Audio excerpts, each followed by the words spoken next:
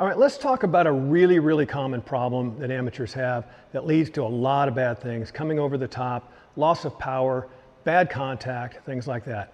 And that's the wrists at the top of the swing.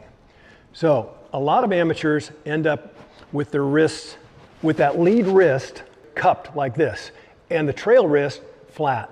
If you're at the top and you have a lead wrist that's like this, the club face is open, and to get back to the ball, just to get back to the ball, you have to come back over the top to somewhat square that face. If that face is open like this, you have to come over the top to get the face square. We actually want the opposite. We want the trail wrist cupped and the lead wrist flat. In an ideal world, depending on grip and things, that can change a little bit. It could be a little bit this way or a little bit this way. You see a lot of professional golfers that can do it both ways. But for the amateur with a neutral grip, we want this flat. So how do we know if we have this issue? So let's set the wrist X at 40 degrees. That's where I've got it set right now.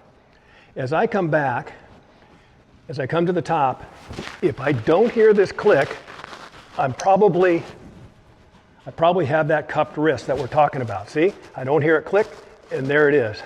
Now, if I straighten it out, you can hear it click. So if I come back, as I should, and I hear the click, I can see that my wrist is now flat, and I'm in a much better position to deliver the club head on the ball. So diagnostically, you can tell whether you have the issue or not by setting it to about 40 degrees and seeing. Now, some of us have more or less range of motion in our wrists. It's hard for me to get to 50 degrees or past 50. Tour average, just to kind of give you a ballpark, is around 60 degrees. I'm not expecting myself or you to get to 60 degrees, but that gives you kind of a target as to what's happening with the best players in the world. And what you can do is, if you can't get to 40 degrees, start at 30, practice with 30, then move it up to 35 or 40, 45 or 50, and just work on getting that wrist extension in your right wrist, or the cupping in the right wrist, or trail wrist, I should say.